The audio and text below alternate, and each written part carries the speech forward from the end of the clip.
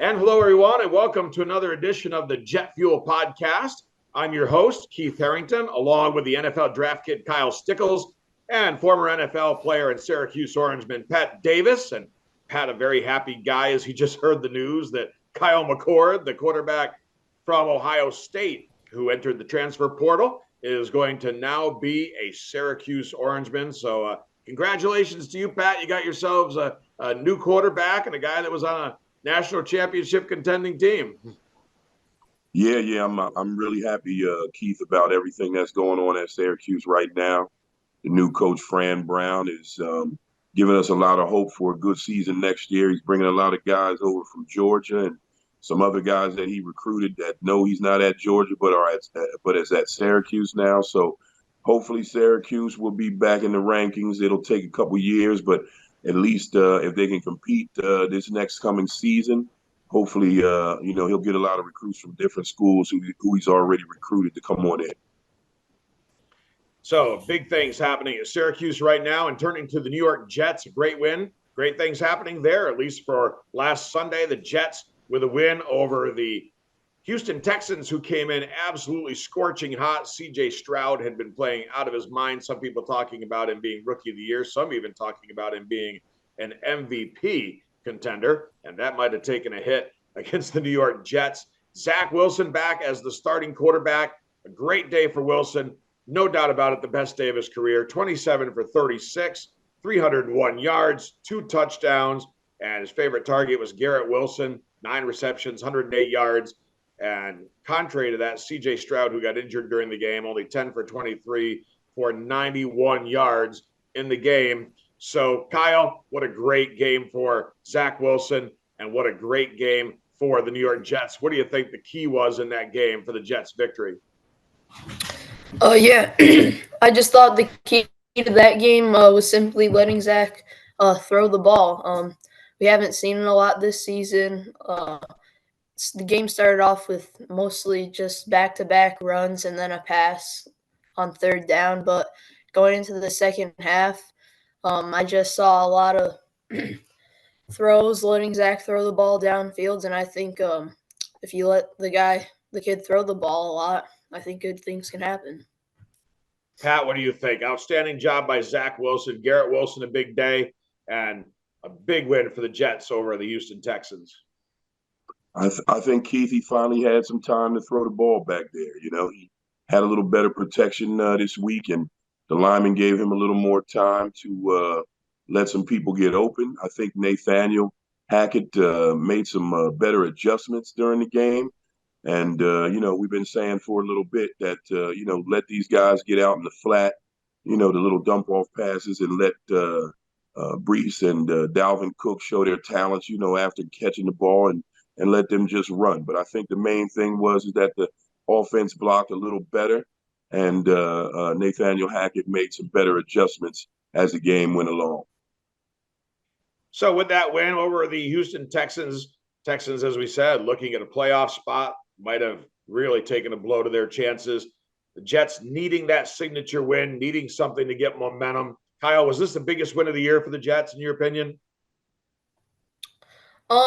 I wouldn't say it was the biggest win of the year. I think it's the second biggest win of the year. I still think the Eagles win going into the bye was their biggest win, but I think this is definitely the second best win of the year, and we saw the whole team look phenomenal last Sunday, especially the offense, which we haven't seen in a while. Pat, obviously a big win, no question about it. They've been struggling.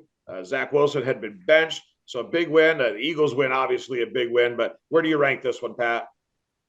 I think it was a good win, simply because a lot of people have written them off already, and they played a great game after playing a not-so-good game the last game or the last 2 weeks. But I'm going to agree with Kyle. I think the biggest win of the season is against the Eagles. The Eagles were 5-0 when that happened, and rolling along, and the Jets knocked them off. So I'm going to say it's the second biggest win this season, but I got to go with the Eagles game as the biggest win. Right, definitely, no question about that. The Eagles, a Super Bowl contender, despite a couple tough losses, but the Jets beating them, certainly huge. Zach Wilson returned to the starting lineup this week, as we talked about, and a lot of it, as we mentioned, Pat already touched on, having some time to pass back there, obviously key. Kyle, what'd you think of Zach Wilson this week? He looked really, really good back there. Wasn't when he was holding on to the ball for a long time. Looked like he guided people downfield to get open. He didn't just take the sack. He threw the ball. Just kind of letting him loose with it. Just throwing it across the field, and it showed. Yeah, what do you think, Pat? Obviously, the offensive line better, giving him some protection. That's a big key. The Giants fans always talk about all the time. Well, their quarterbacks, whether it be Tommy DeVito or whether it be Daniel Jones, they're always criticizing the quarterbacks. But offensive play for the offensive line has been poor for them as well. What a difference, right, Pat? An offensive line that plays a solid game makes, right? Yeah, we've been saying that all year. That if the lineman could just block somebody, maybe get his confidence back. I think he showed the Jets fans and the organization that this is the guy that they drafted and this is the guy that they hoped he would be. And he played a great game. I think he still got some things to improve on, but at a passer rating of 117.9, and you can only have a 158.3. I think he had a great game, and that's probably one of the best games of his career. Not only does he show the organization that possibly he's a keeper, and if they decide to go another route, he's at least shown another team that he's worth, being picked up by another squad if they'd have to. Yeah, that's going to be really interesting when we get to the end of the season because obviously Aaron Rodgers will be set to return next year. And that's going to be the Jets' decision. That's going to be what the staff is going to have to decide. Are they going to see enough of Zach Wilson the rest of the way where they made the decision that he's going to be the backup, learn behind Aaron Rodgers for another year or two, and then become the starter? Or are they going to let him go find another team and then possibly go looking for somebody in the draft or free agency to be the backup and the heir apparent to Aaron Rodgers? So it's going to be interesting to see how this plays out. Another factor, and Pat already touched on it a little bit here, it seems the offense this week against Houston was more suited for the strengths of Zach Wilson. We've talked a lot about that Nathaniel Hackett's offense. He was brought in for Aaron Rodgers. Now Aaron Rodgers not there. So maybe it was a lot of his fault because he didn't tailor his offense to Zach Wilson. It looked different on Sunday, didn't it, Kyle? Do you think Nathaniel Hackett made adjustments, shifted his play calling to help out Zach Wilson a little bit? Yeah, I definitely think he did. We saw a lot more passes, like I said before, instead of the run, pass. It was right off the second half of the game, pass. Looks like a lot of people were getting open based off his shifts in play calling. So I think he did a really good job there, and they need to continue doing that week after week because it's showing. What do you think, Pat? Was it an adjustment by Nathaniel Hackett in this game? Was his play calling a little bit different? I think his play calling was definitely a little different. It was more accustomed to Zach Wilson's style of football. And like I said before, I think the key was the adjustments that he made when the Texans were over aggressive. He threw the screens and some passes out in the flat. And when they laid back, he would run the ball at him. So I think it was definitely a good mix of offense, and he did a good job last Sunday. Well, what a difference a couple of weeks can make. Better play calling, more suited for the quarterback, better play by the quarterback. Combine that together with an elite defense, and you beat one of the hottest teams in the league. Seems like a good formula to me. The Jets coming away with a big win over the Houston Texans, one of their best wins of the year, no doubt about it. The road does not get any easier this week. The Jets hit the road to Miami to take on the Dolphins, a Super Bowl contender in the AFC, and we'll preview that game in just a bit. This is the JetFuel Podcast. And welcome back, everyone, to this week's edition of the JetFuel Podcast. I'm your host, Keith Harrington, along with Kyle Stickles and Pat Davis. And after the big win over Houston, the Jets go on the road to Miami this Sunday to take on the Dolphins. The Jets 4-7, the Dolphins 8-3. And last time they played, you really can't compare what could possibly happen this week against the Dolphins to what happened at MetLife. Last time it was on November 24th. It was when Tim Boyle started at quarterback. He was 27 for 38 for 179 yards, a touchdown, 2 interceptions. Tua Tagovailoa had a big game, 21 for 30, 243 yards at TD. He did throw 2 picks, though. Jalen Waddle had 114 yards receiving. Raheem Mostert had 2 touchdowns, 94 yards. But the big difference is this time around, besides the fact that it's at Miami, is the fact that it will be Zach Wilson, seemingly a much improved Zach Wilson, behind an improved offensive line and maybe some improved play calling. So the Dolphins coming off a tough loss, a game that they didn't really see coming as a loss, I'm sure. How do you see this one playing out, Kyle? Can the Jets take advantage of this momentum and play a great game, maybe get a win down in Miami? Yeah, I definitely think they can take advantage of this momentum. The last time Zach played the Dolphins was at home last year, and the Jets ended up scoring 40 on the Dolphins.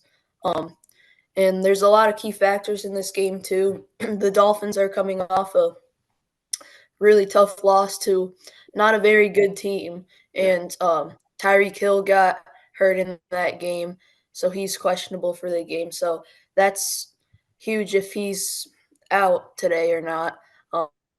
Also, a lot of the Dolphins' O-line is hurt, so expecting a good day for Quinn Williams in the D-line, hopefully to keep Tua under pressure. And if Tyreek Hill is out of the game, that's going to take away Tua's number one wide receiver. So if the defense plays good like that, and I think it just comes down, Zach's got to have a game just like last week.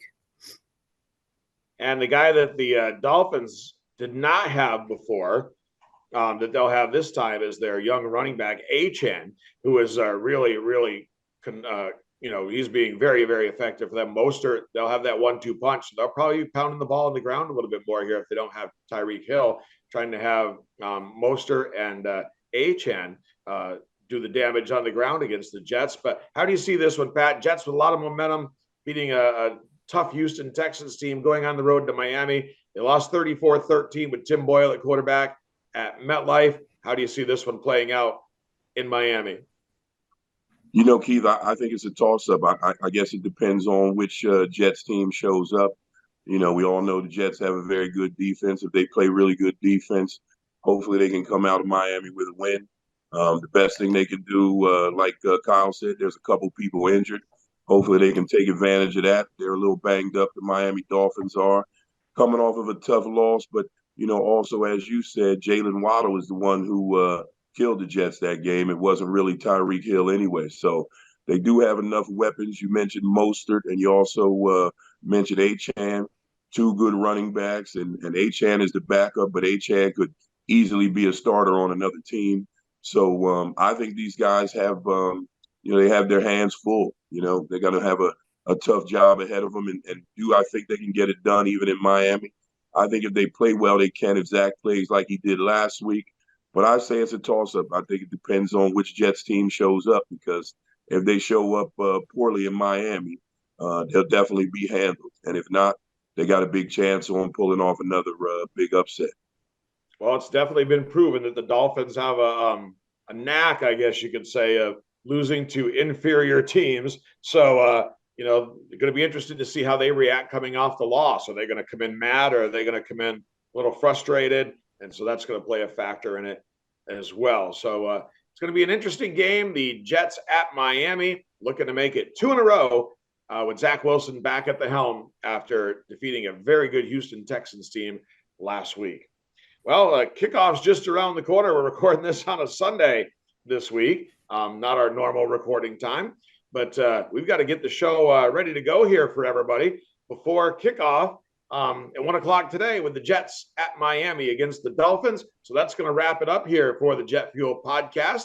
Thanks for joining us, everybody. Don't forget to subscribe to the Nivett Media YouTube page, and don't forget to share the show so we can get more interest out there and get more people in tune here with the JetFuel podcast. For Kyle Stickles, for Pat Davis, I'm Keith Harrington saying so long. This has been the JetFuel podcast.